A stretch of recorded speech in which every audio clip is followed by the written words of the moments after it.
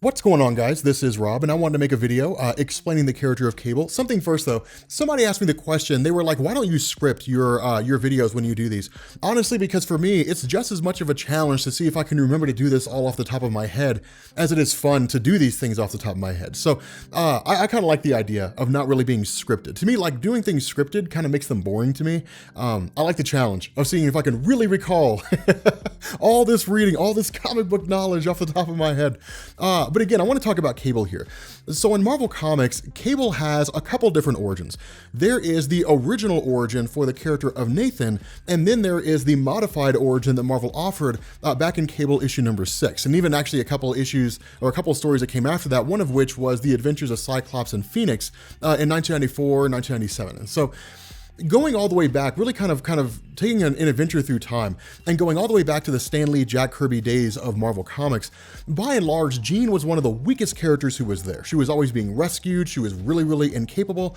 And the result was that she didn't really seem to serve a purpose. And so when the X-Men line of comics was kind of canceled and then relaunched with Giant Size X-Men issue number 1, going into issue number 94, which was basically written by Chris Claremont, his goal over the course of, well, really from the issues in the 90s, or I guess the 94 running all the way up until I want to say the 130s or 140s, it was basically the Phoenix and the Dark Phoenix sagas. And the reason why this matters and the reason why it's important for the character of Cable is because what it did is it basically revolutionized the character of Jean, and fans loved her. But the idea of Claremont was to always kill Jean. That was the whole point, was to really build her up, make her huge, make her wildly popular, and then have her go out with a bang, which he did. The result of this was that Claremont's next step was to basically bring in a character named Madeline Pryor. And what you ended up learning was that somewhere along the line, the villain Sinister, Mr. Sinister, Nathaniel Essex, had become obsessed with the idea that if Jean Grey and Cyclops ever had a son or ever had any kind of a child, their child would be insanely powerful.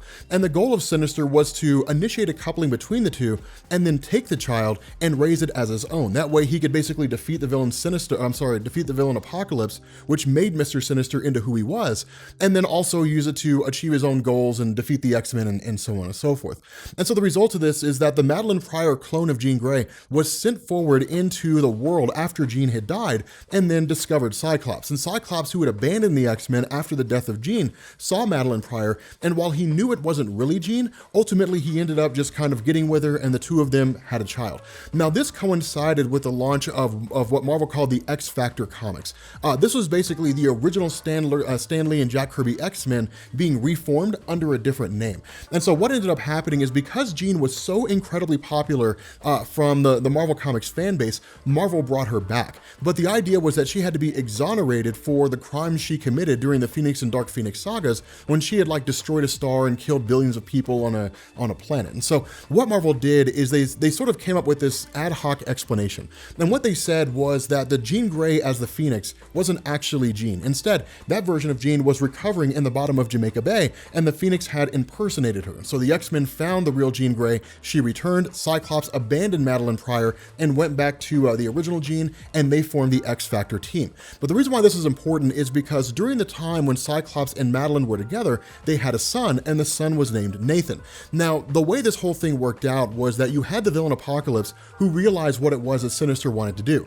And so Apocalypse sent his forces to capture Nathan and then bring him to the blue area of the moon, which is a portion of the moon where you can basically breathe oxygen. And so the X-Men and the Inhumans and X Factor responded, and in the middle of the fight, we ended up finding out that Apocalypse had infected this little baby with something called the techno-organic virus. And what this did is it basically started converting the baby's physical flesh into machinery, more or less. And the idea was that if the baby could survive it, then it was worthy of being a host for Apocalypse. If the baby couldn't survive it, then it wasn't worthy. And so because of the fact that the baby was infected, Apocalypse was fought off by X Factor, X-Men, and the Inhumans, a woman just appeared out of nowhere in the future and simply said, "Give the baby to me, I'll take it to the future, we'll try to find a cure," and the baby was handed over, and that was the end of that. It was supposed to be written out. It was supposed to be gone forever. That was the whole point.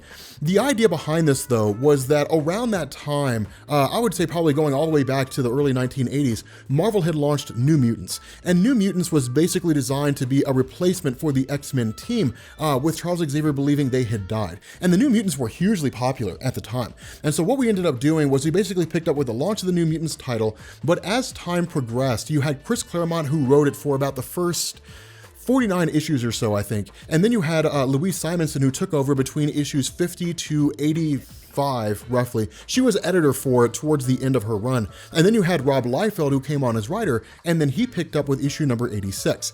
And so what Rob Liefeld did is he introduced the character of Cable. And initially, we didn't know anything about him. We had no idea who Cable was. We just knew he was this guy who was pretty intense in terms of how he was depicted, and then he basically took over the New Mutants team. And so what ended up happening is between issues number 86 of New Mutants running up to issue number 100, and then picking up with the continuation as far as X-Force number 1, it was a seamless transition. New Mutants was canceled with 100, and it continued on with X-Force number 1. And Liefeld had basically groomed the team in such a way to where they were basically a strike force for Cable. That's really what they were. Now, once you got into the X-Force line of comics, a whole host of things basically started being explained. The issue with this is that Rob Liefeld left after about the first 10 issues due to a lot of issues that he was having with Marvel Comics. He took off with guys like Jim Lee and a handful of other people in order to launch Image Comics. And so following issue number 10, you ended up having Fabian Nicieza, who took over and then, continued writing it, going on until, however long. And so during this whole time, a lot of backstory was given about the character of Cable, but not really towards his origin. Instead, under Rob Liefeld and Fabian Nicieza, what we ended up learning is that Cable was from the future, and where the latter story of the New Mutants and the basically initial offerings of Rob Liefeld in X-Force dealt with the villain Stryfe.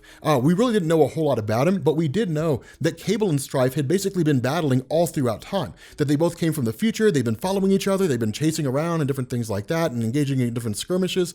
And so following that, we basically found out that during this X-Force series, that Cable had basically arrived before he was first depicted in the New Mutants line of comics. And what he had was a group called Six Pack, which consisted of people like G.W. Bridge and Kane and so on and so forth. He actually abandoned them and basically allowed them to die, more or less, because of a whole campaign that was screwed up. But they basically worked for a guy named Mr. Tolliver. And Mr. Tolliver was really, really ambiguous. But what you ended up learning in New Mutants issue number 98, coincidentally, the first appearance of Deadpool, is that Mr. Tolliver is actually the son of Cable from the future, who traveled back in time and had a vendetta against his father and tried to take him out. And so going forward, really from X-Force, running all the way up until the time that it was canceled, really going even so far as into like the mid-2000s, or really the early 2000s, what you had was the X-Force line of comics, and then you had the Cable line of comics, because Cable was hugely popular under Rob Liefeld. I mean, he was massive. He was everything about the 1990s that so many fans loved. He was intense. The X-Force team faced off against Stryfe's Mutant Liberation Front. There were all kinds of these different schemes that were going on, and you would even have stories where X-Force would face off against X-Factor or even the X-Men. And so one of the big things to really come out of this, one of the big explosive concepts to come out of the involvement of Cable in the mid-1990s and even X-Force itself was a story called Executioner's Song. And Executioner's Song, again, really focused on the character of Stryfe, but it was the furthering of this vendetta. And really, it kind of established that the various appearances that Stryfe had over the course of Marvel Comics were just small little battles that were part of a much larger war. And so the idea of Executioner's Song was basically Stryfe impersonating Cable and then trying to eliminate Professor Charles Xavier. Ultimately, the X-Men, X-Force, and X-Factor learned what was going on. They teamed up, they faced off against Stryfe, and in the middle of the battle, you basically had Cable, who was kind of thrown into the time stream, and it was believed that he was killed alongside Stryfe. Now, what that did is it allowed for Marvel to remove Cable from the landscape temporarily, and that's why if you go through and you look at X-Force, Cable's in there for about the first 18 issues, and then he's gone for 7 and returns with issue number 25, because it was a way to sort of remove him, gauge the direction that X-Force was going in, and see what was going on. The other half of this is that by the time issue number 18 had hit, we were on our way to the mid-1990s comic bust. And so with the character of Cable and with the whole title of X-Force, it was kind of a reshuffling. Now going on from really like the return of Cable in the X-Force comics and going into the future of Marvel, I would even say running up as far as 2004, for the most part, Cable was kind of free-floating. He was there and he had some cool stories, but he wasn't nearly as prominent as he had been during like the major force of his time on X-Force by Fabian Nicieza and Rob Liefeld. Because for the most part, going into the mid-1990s comic bust and coming into the aftermath of it, which is to say the late 1990s going into the early 2000s, what you had was Marvel trying to find ways to make titles work. And it wasn't really a situation where they could gamble on titles that weren't guaranteed to be successful. And so that's why you ended up seeing things like the Marvel Knights imprint, where you basically had characters like Daredevil and a handful of others who weren't guaranteed to sell, that were published by, or really kind of handled by Joe Quesada and Jimmy Palmiotti's Event Publications, and then published by Marvel Comics itself. And so going into that whole situation, Cable just kind of floated around. He was there. He had some involvement. Stories like the Adventures of Cyclops and Phoenix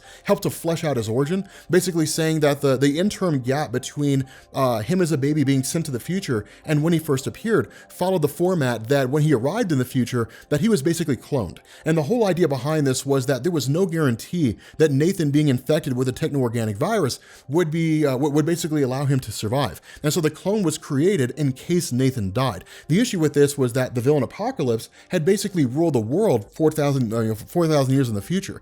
And so in response to this, when Apocalypse realized that Nathan was in the present day, he sent his forces to essentially gather him up, and they ended up taking the clone instead of the actual Cable. And so the minds of Jean Grey and Cyclops were transported to the future. They raised Cable, they taught him how to use his powers, and Apocalypse raised the clone. And so the clone ended up becoming Stryfe, and the character of Cable ended up becoming the character of Cable.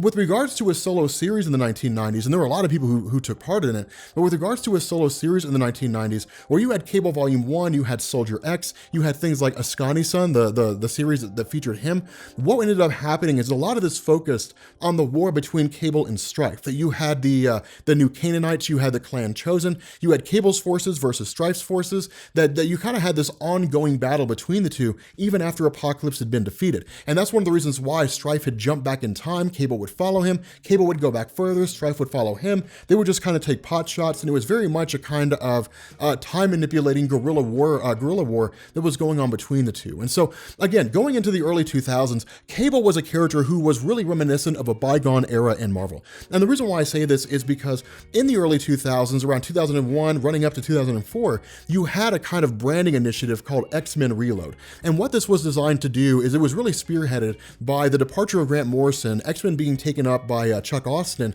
and then the direction of Joe Quesada, which basically said, rework the entirety of the X-Men. That the X-Men are basically rooted in 1990s. They haven't really moved forward since Chris Claremont originally left, and you had guys like Jim Lee who took up the pen. The whole idea was reinvigorate them, reinitiate them, and so some of the titles were canceled, some of them were renamed, and the focus was on the original X-Men teams. Following this and going into 2004, the entire X-Men population was reduced in scale. Now, there were some other things that went on here. For example, because Cable was considered to be an ailing character, and despite the fact that writers like Gail Simone, writers like Christopher Priest had tried to work on the character of Deadpool and beef him up, ultimately they weren't the highest selling publications Marvel had. And so their response was, why not copy what they did in the 1970s with Iron Fist and Luke Cage and just pair these characters together? And so what we got Cable and Deadpool Volume 1. And it was actually hugely popular. It was massively popular, and it dealt with a lot of different themes. When you had Fabian Nicieza writing Cable and Deadpool Volume 1, the whole notion was to take Deadpool and his nonsensical elements, which had basically been initially established by Joe Kelly and built on and expanded on by Christopher Priest, and put those side by side with Cable himself. And Cable had always been like a super serious hardcore mercenary, and where they were initially enemies, in New Mutants issue number 98, and were enemies even following that with Deadpool's various appearances in the X-Force comics, them coming together and working as a unified team was beautifully done. Because you would basically see Deadpool annoy Cable more than anything else, and Cable would just get pissed off at him all the time, but they would still work together. But for the Cable and Deadpool line of comics running forward for 50 issues until it was canceled, they had appearances in a lot of different stories. Basically what you had is you had them sort of covering the background with regards to the fact that Cable was the reason Apocalypse rose to power in the first place. You had things like them hopping back and forth through time. You had a lot of escapades, things like Civil War, for example. When Marvel Civil War event kicked off, you had Cable who showed up to the office of the president and said, look, you cannot do this. It's going to cause all kinds of problems later on down the line. But again, because of the fact that it blended humor with a serious tone, it was hugely successful, or at least it was at the time. And so with issue number 50, it was canceled and Cable was somewhat free floating again. What we ended up having was the Cable series, which was broken off, or at least from Cable and Deadpool. They were both broken off. Cable got a second volume of a series, Deadpool got another volume of his series, and Cable's volume, of course, was canceled, and that led into his return with Messiah Complex. Now, going into Messiah Complex, this was kind of a culmination, really, of like 8 years of reworking the X-Men, in the sense that after the events of House of M, when the Scarlet Witch had stripped 98% of the mutant population of their powers, you only had 198 mutants left. And so focusing on that 198, and even then, focusing even more on the core X-Men, it was a chance for Marvel to begin going through and start bringing back elements that have been historically popular, and then create new elements that would go on to be popular as well. And so what you ended up having was the character of Hope Summers, who was born in Anchorage, Alaska. And initially, when the X-Men, when the Purifiers, basically this religious fundamentalist group who thinks that God wants them to kill mutants, when you had the Marauders of Mr. Sinister, who all showed up in Alaska trying to get this kid Hope Summers, that it was basically gone. At least at the time, the baby was unnamed. But we call it Hope because that's what we ended up, what the baby ended up being named. But the baby had vanished. And what you ended up finding out is that Professor Xavier had actually contacted Cable telepathically and said, you have to go get this baby. It's the last hope for like the rise of humanity. And ultimately, because Cyclops is getting more and more extreme with regards to how he deals with various threats that are out there, he'd be just inclined to kill the baby as he would be to actually save it. And so Cable had basically whisked into Alaska. He basically body slid into Alaska, took the baby, body slid out, and then was on the run. And so what you ended up having was this sort of time-traveling caper in the newest iteration of the Cable series, really by Craig Kyle and Chris Yost, which dealt with him jumping back and forward through time. And the entire basis behind this was to take the baby to keep it safe from a threat that wasn't immediately identified. Now, over the course of Messiah Complex, going into Messiah War, what you basically had was us learning that the person who had been tracking down Cable and Hope Summers was actually the character of Bishop. And Bishop was very much a superhero who was part of the X-Men for quite some time,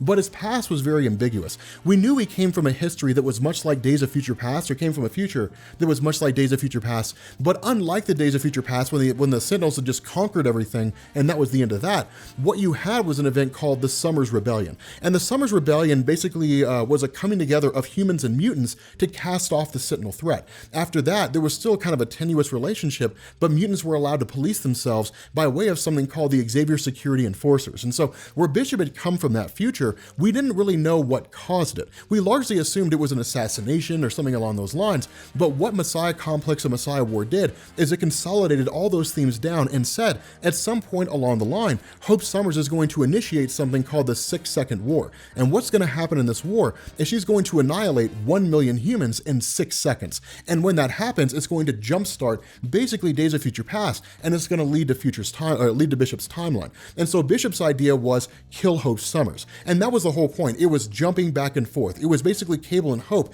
jumping forward into the future, jumping back into the future, and Bishop chasing after them by homing on to their signatures in the time stream. Now, following this, and there was actually a point where Cable was believed to have been dead, he basically seemed to sacrifice his life. And that really came out of Uncanny X-Force. At least I believe it was Uncanny, or maybe it was just X-Force, volume 2 or volume 3. I can never remember which one.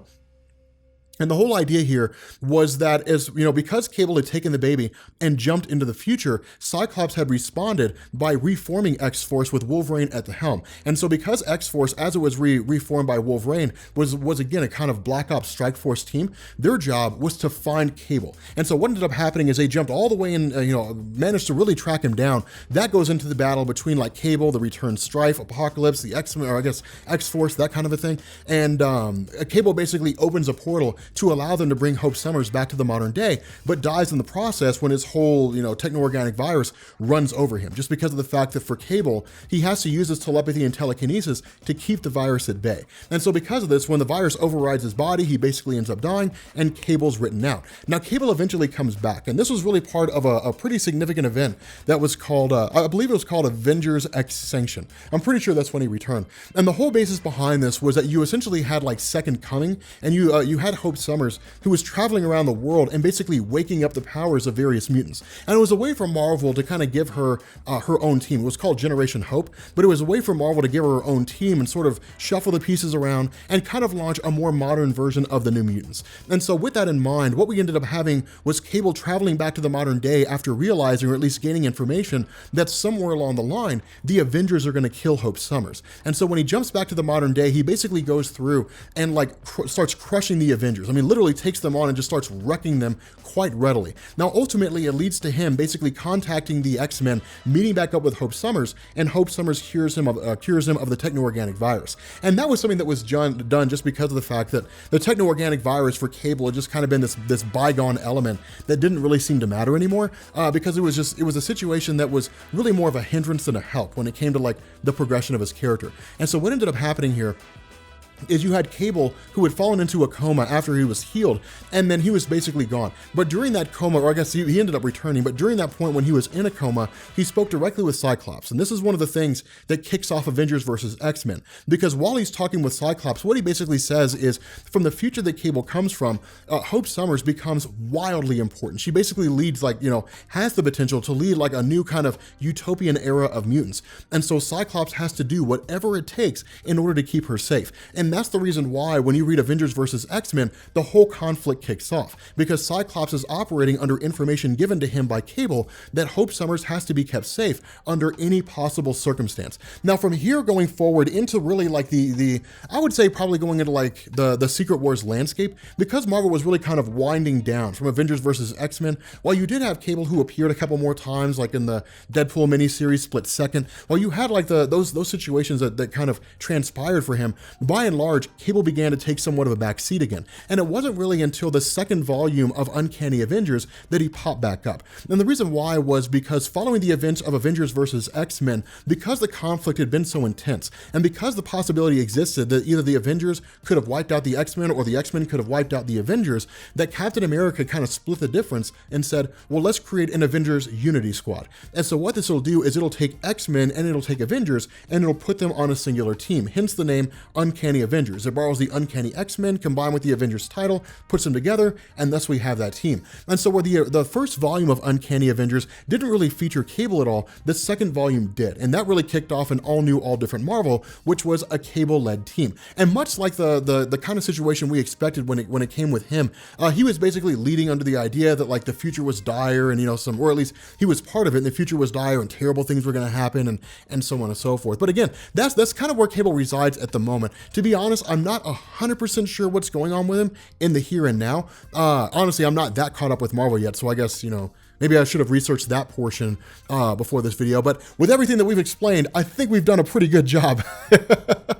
But that's kind of the funny thing is I'll probably end up doing a video. Actually, I think we've done a video about the powers of Cable in terms of what he's capable of. That's kind of the crazy thing, because even when you look back at events like House of M, one of the ways that Marvel kind of reworked the character of Cable is that in the Deadpool and Cable miniseries, or I guess the Deadpool and Cable ongoing series, because it coincided with the events of House of M, you actually had Cable swept up just like everybody else when the Scarlet Witch warped reality. And when Deadpool found Cable, he had actually been de-aged and turned into a baby. And so when they jumped out of the time stream and avoided the Scarlet Witch basically saying no more mutants and setting everything back, Cable stayed a baby. And it was a way for Marvel to kind of age him up, but put him at a teenager and try to make him like the new X-Man Nate Gray. Didn't really work. People didn't really like it too much. It was okay for what it was, but it wasn't that great. But there's been times where his powers have been at like their full force. There's been times where his powers have been weaker than they ever were before. He's really kind of bounced around over the years. I would say by and large, Cable's heyday was the 1990s, really the early 1990s. After that, it was really hard to make his character work because the stories weren't really about like super high octane action anymore. It wasn't about like dark stories where everything runs a mile a minute and it's all super intense. That was really Cable's whole element. Going into like the early 2000s, things were a little slower. They were darker in a lot of ways, but things were also a little slower too, because it was about tearing down Marvel as it existed before the 2000s and building it back up again to really fit in and kind of cater to a new generation of readers. And so again, hopefully this helped you guys figure out the character of Cable. Hopefully you have a better understanding about him. If you are new here to Comics Explained, make sure you guys hit the sub button to become part of the Rob Corps. If you guys enjoyed this video, make sure you drop a like. And yeah, I will catch you all later. Peace.